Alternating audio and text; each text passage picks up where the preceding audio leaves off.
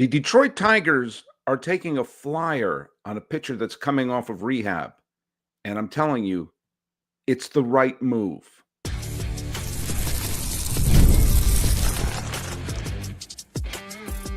You are Locked On MLB, your daily MLB podcast. Part of the Locked On Podcast Network, your team every day. Hello, baseball fans. Welcome to Locked On MLB, part of the Locked On Podcast Network, where it's your team every day. This is the daily podcast. We talk about all of Major League Baseball. I am your host, Paul Francis Sullivan. Please call me Sully. Today's episode is brought to you by our good friends over at FanDuel. Right now, new FanDuel customers can get $150 in bonus bets if your first $5 bet wins. Download the app or head to FanDuel.com to get started. Follow us at Locked On MLB Pods on Twitter or whatever they're calling it these days, and on Instagram. I'm your pal Sully. I'm at Sully Baseball Podcast on Instagram. But the best way to get a hold of me is to just post stuff on the YouTubes, and I read those comments, and those are usually the ones I see first. Just so you know, my social media intake has I'm interneting fasting is what I'm doing, just because there's too much news going on, and it's too fast and too furious, and it's not good for you. It's not good for you. But you know what is good for you? Listening to this podcast every day, because I'm going to be a respite. For the most part, I'm going to be a respite. And if you do listen every day, you leave a comment, put that little hashtag on there, Everyday Sully. Hey, before we get to today's show, let's get on to the trivia question. The question was, Hall of Famer Rich Gossage finished his career when the strike occurred in 1994. In his final appearance, he threw a 3-inning save.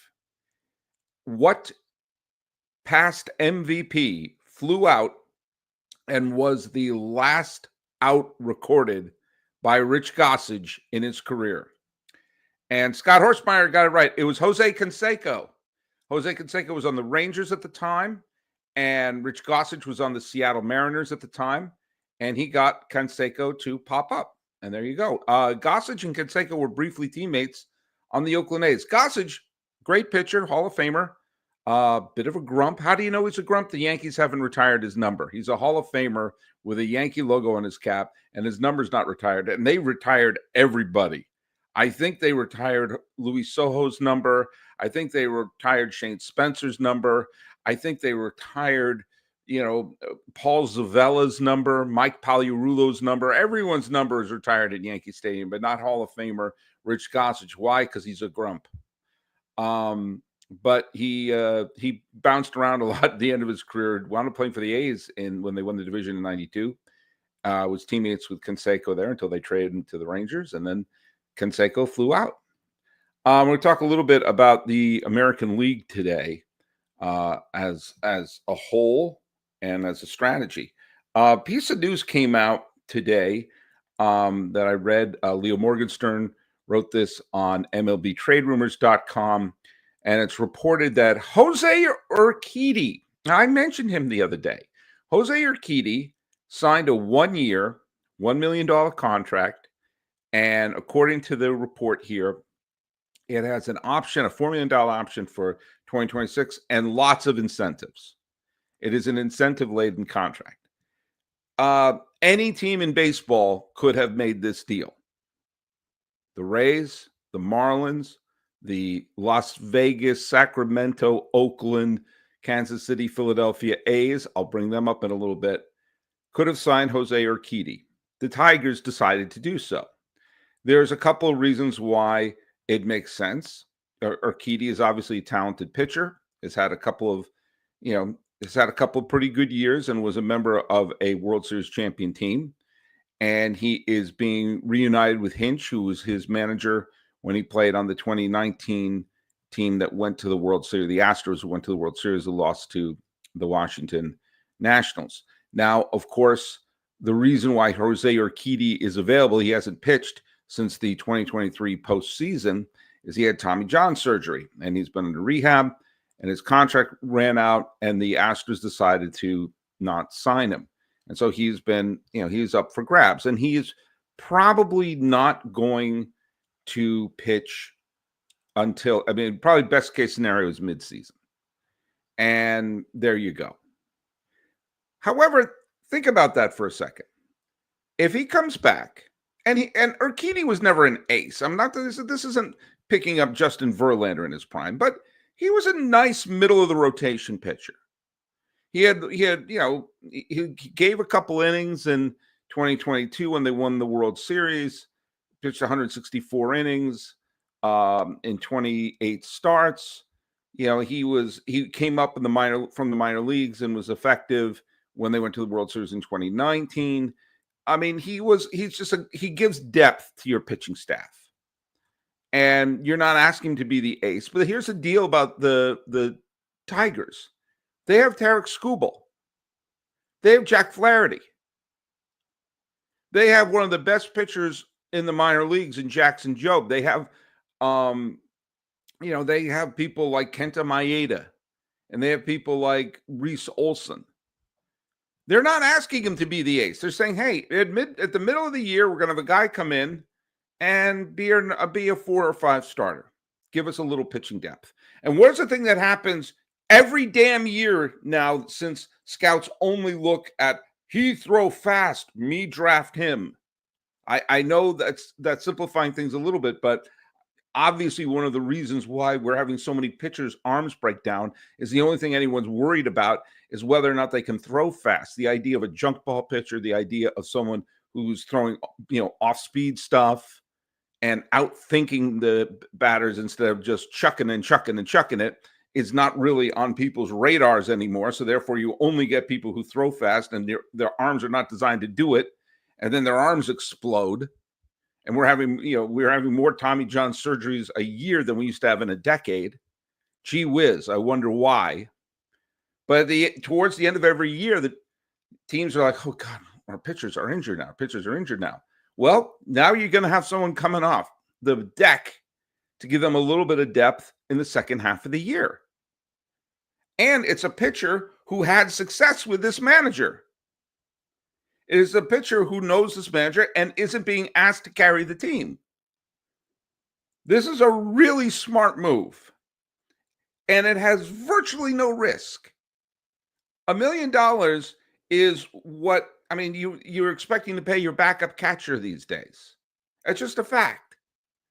And if you look at how many teams are out there that are on the bubble of something like of contending here, contending there, it boggles my mind that you don't make a move like this. And I laud the Tigers for doing this. This is a smart move. Pitching depth is going to be the way.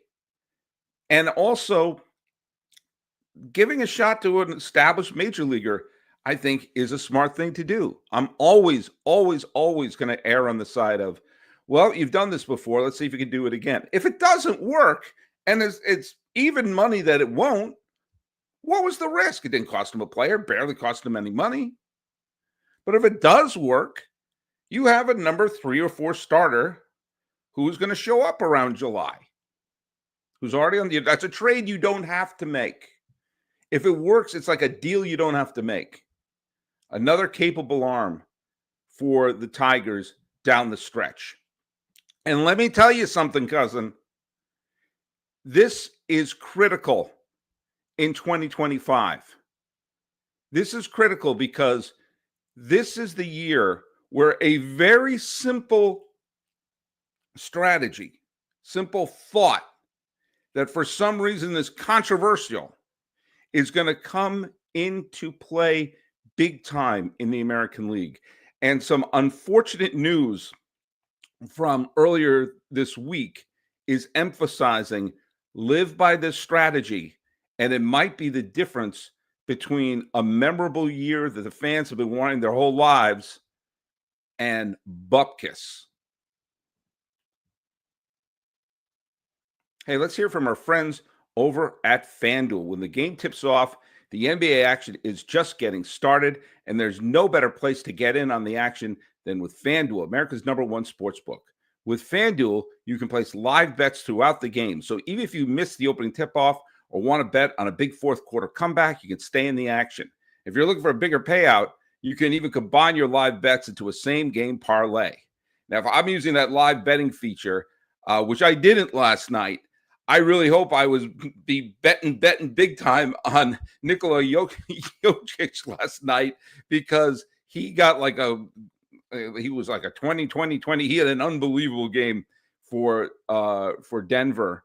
Man, he look at I can't claim that I follow the NBA the way I used to, but he gets the 22 assists, 32 points, 21 rebounds. I mean, it was an unbelievable game the guy had. And if you were betting on him using your FanDuel, I'm going to say you had a pretty good night, and you would not have missed your chance if you kept saying, "Oh, I think he's doing well," giving you little nuggets. And the app is easy to use. And when you win, you get paid instantly. Right now, new FanDuel customers can bet $150 in bonus bets if your first $5 bet wins.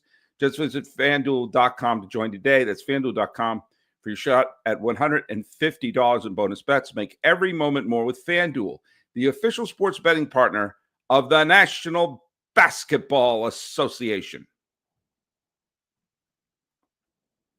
I got to say this right now at the top, because I'm sure someone will accuse me of this, that, or the other thing.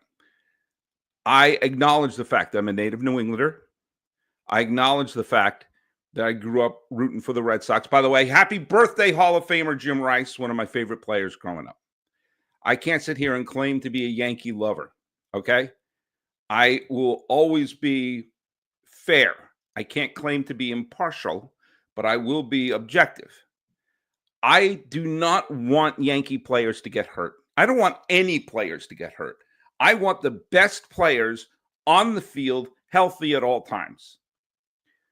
But news came out the other day that should be sending potential shockwaves to not only Yankee fans, but to every fan base in the American League. Garrett Cole is going in for diagnostic tests. This is according to Brian Hoke of MLB.com. And if it's Hoke or Hawk, forgive me, I've never said your name out loud. And he is concerned about his elbow. He is concerned. They're going to have diagnostic tests on Garrett Cole's elbow. Garrett Cole last year was not in the Cy Young race. The year before, he won the Cy Young, and he was the 11th in the MVP vote. He is, when healthy, the best pitcher in the American League. And he is absolutely one of the single best signings the Yankees have made in the 21st century. The three best signings, the free agent signings that they've done in the 21st century. The best was CC Sabathia. Second best is Mike Mussina. And Cole is number 3. And he has been everything that they've wanted. He has given them innings. He has given them big-time performances, Cy Young Award. He showed up big in the World Series. The one blemish is when he basically was pitching hurt in the wild card game in 2021. The Red Sox thumped him. Other than that, he's been terrific, and he missed half the season last year. And the Yankees, to their credit, rebounded. They rebounded. Big reason they rebounded is they had the combination of Judge and Soto. The other big reason they rebounded is they got a better season out of Carlos Rodon than they thought. Nestor Cortez came back and was pretty good, and they got a Rookie of the Year performance out of Luis Gil. And they were able to weather the storm. So when Garrett Cole came back, boom. They also had, for the most part, a very good bullpen. And once they decided to take Clay Holmes out and switch him out with Weaver, things worked out very well. Thank you very much. Well, right now, they brought in Fried. Fried's a good pitcher. They brought in Williams. The Yankees bullpen is solid. But Cortez has been traded away. Stroman is what he is. Gil is hurt, and it's going to miss some time. And if he's grabbing his elbow, Cole may miss time. If Cole miss any amount of time, any significant amount of time, suddenly that rotation, which was really good with a healthy Cole and a Gil, with Gil and Cole, along with Fried and Rodon and Stroman, and Schmidt as well, that's a really good rotation. You start taking those Jenga pieces out, suddenly they're an ordinary rotation. And I'll say it, the Yankees lineup is ordinary. You take Juan Soto out of this lineup, and Giancarlo Stanton's already, he has tennis elbow. They didn't repair it. He could have had surgery in the offseason, didn't do it. We saw in 2023 what happens if you completely rely on Judge. If you completely rely on Judge and nobody else, the Yankees barely finished above 500. And we're going to find out which year was a fluke.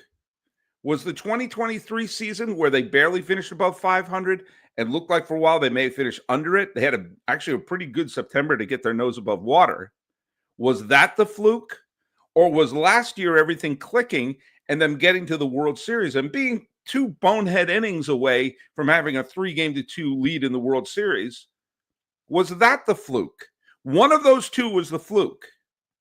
But one thing I think we can say now, their lineup is not, they have Aaron Judge. Okay? Bellinger has been good, and Goldschmidt has been good. Neither one are the MVP candidates they were before. I wouldn't throw Judge a strike all day.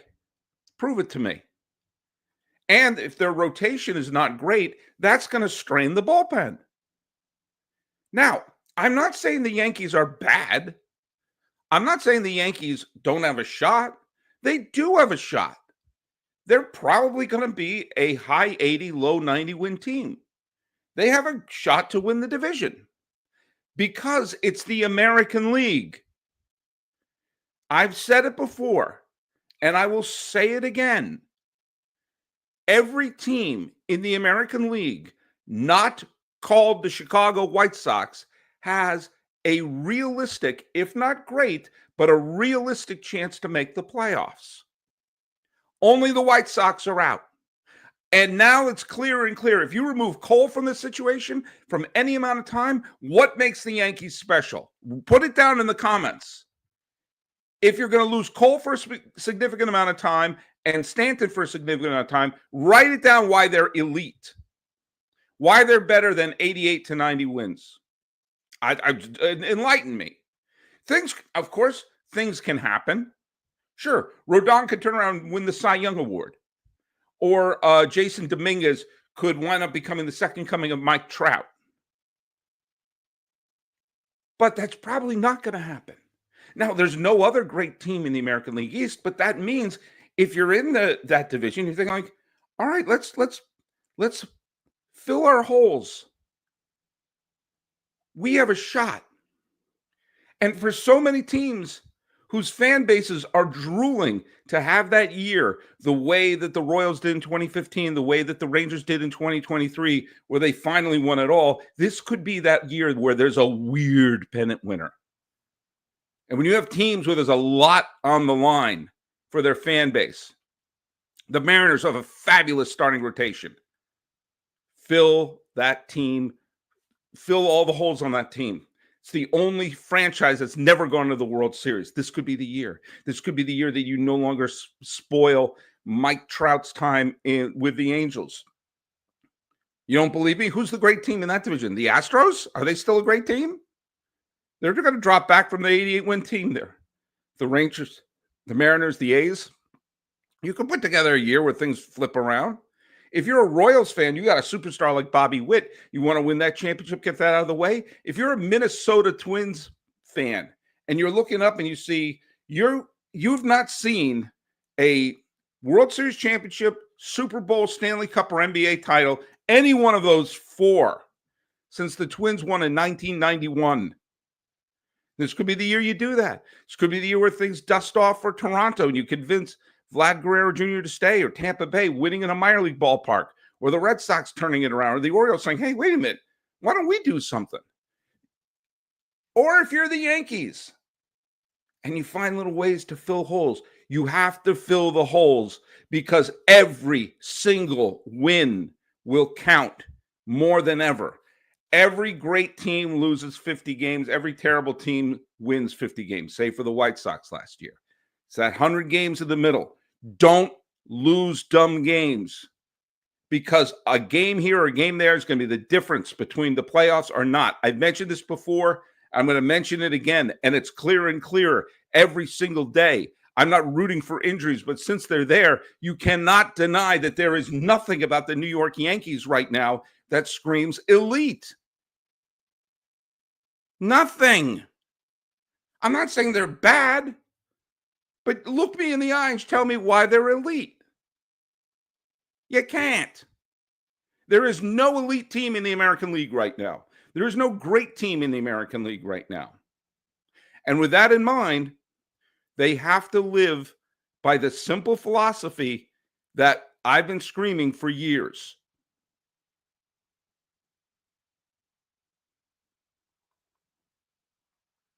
Say it with me, folks. Say it with me. Always play the best 26 players in your organization. There it is. At all times, starting on opening day. If you have a player in the minor leagues who's a top prospect, who's better than a player in the major leagues, don't worry about his service time. Don't worry about manipulating this, that, or the other thing, which, by the way, they've already made some rules to make all that manipulation crap go away. Always field your best players. If there's a player who's slumping, bench them and put someone else in. If there's a pitcher who's pitching well, leave them in until they need relief. There's 100 games that are not part of the 50 you know you're going to win and the 50 you know you're going to lose. Every single dumb game that you lose will count more than ever this year, because I think the White Sox are a 100-loss team again. I don't think there's another 100-loss team in the American League. And I don't think there's a 100-win team in the American League. I think there's a bunch of teams that are going to finish somewhere between 90 and 78 wins. It's going to be an absolute clogged artery. It's going to be like trying to drive down the 110 in Los Angeles and make that turn onto the 10 where all those cars pile up. You see it in every single movie. Well, that's going to be the American League this year. And every single win you can claw out here or there is going to count more than you can imagine. And it's sitting there. Some team's going to win the American League pennant this year, and it could very well be the Yankees. But some teams going to the World Series, I'm going to look around and go, oh, man, I can't believe we made it through that gauntlet. And they'll look up and be staring into the Dodgers or the Phillies or the Braves or the Padres or some team that may probably have better overall talent. But the National League is different. The National League has 5 or 6 excellent teams, and the rest stink. The American League are a bunch of pretty good teams. Pretty good teams. And every time you can say, hey, this player in the minor leagues is playing better than this player in the major leagues, or this player in the major league stinks, we got a top prospect here, bring him up. Worry about service time later. Worry about all of that later. Squeeze every single win. If you can get a major league pitcher into your bullpen, you do that. If you can squeeze another inning out of the starter so your bullpen isn't absolutely gassed by the end of the year, you do that. And it's almost always critical to win game 1 of a series. The whole thing is taking 2 out of 3. You take 2 out of 3, that's a 6. That you're winning 2 out of 3. Meatloaf was right. 2 out of 3 ain't bad. If you do that all year, if you win, 2 out of 3, all year, obviously you're going to win 107 games. And you're probably not going to do that. But if you're constantly winning that first game, you put the other team on their heels to try to win the next 2. You got to do it. You got to just try to make sure you squeeze every win out, which means you always have the best players on there. You always play your best players because it's all going to come back. Every September, you're going to see teams scrambling. Oh, can we win game to March, April, and May? It's like, oh, man. Remember when we didn't have our best players up there because we were, playing games? This is the year to do it. We are going to have a team in the World Series this year from the American League who we're looking at now going, man, that's a flawed team. Now, Roger Molina says if there's no super team in the AL, who has the best chance to go to the World Series? Right now, maybe Detroit. I don't know.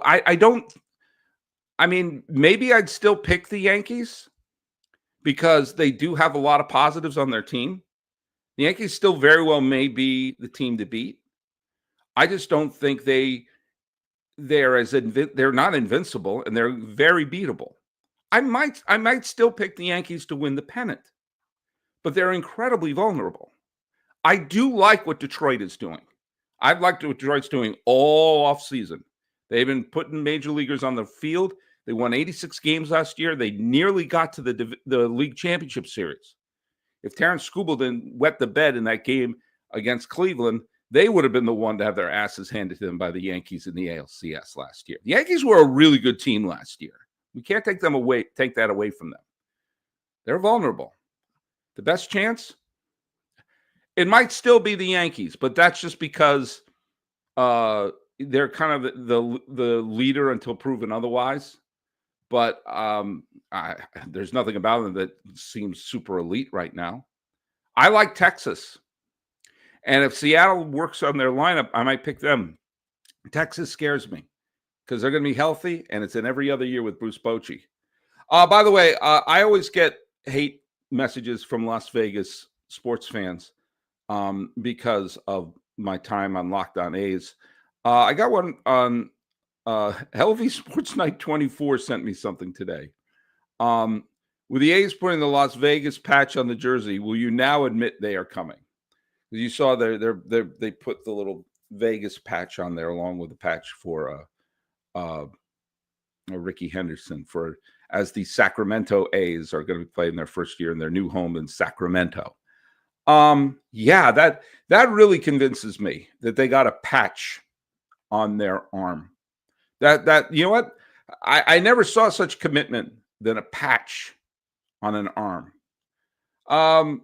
We're still seeing changes in the rendering of the stadium. They don't have enough parking. And I'm still not 100% sure where all the money's coming from. Oh, the officials have pledged to do something, but they've been so honest. They've been so transparent this whole time. But they have a patch. How silly of me. I used to have a patch that was of the Starship Enterprise that had the logo, the Starfleet logo on it, the USS Enterprise NCC 1701. I had that patch as a kid. My brother had a patch that said Amity Island Police, like what Chief Brody had in Jaws. So by that knowledge, I was a member of the Starship Enterprise. And yes, my brother did kill a shark on Amity Island. It's a patch. I can make one on Etsy today. Yes, wow. That is great commitment. They got something that I could make on Etsy. No, that convinced me nothing except that they sewed something to their arm. What are you, crazy? I will believe that this is happening when they actually start building the stadium. That's when I will take the turn. I have seen renderings for literally decades. I've heard announcements and press conference for literally decades. They went to Sacramento for reasons to get revenue sharing that they couldn't get if they stayed in Oakland. All right? I will, LV Sports Night 24, be impressed when Shovel goes into ground. Now, they could all be wearing patches, but that proves me nothing. But it does prove that I'm going to tell you the trivia question today. And this is one of those things I did not know when I was looking up stuff. It's a simple one.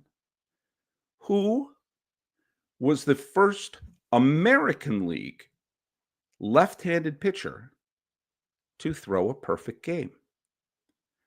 Put that down in the comment section. And you will find later why that's connected to the previous trivia question. Who is the first American League left-hander to throw a perfect game? Put that on Locked On MLB Pods on Twitter or whatever they're calling it these days. and on Instagram, or you can post it here on YouTube, or you can follow me at Locked On MLB Pod. No, you can follow me at Sully Baseball Podcast, sorry, on Instagram. But best way to get hold of me is just post it here on YouTube. Talking about the Tigers putting major leaguers on the field and the Yankees' health issues opening up an American League that is going to be super competitive. This has been Locked On MLB for the 8th day of March, 2025. I'm your host, Paul Francis Sullivan. Please call me Sully.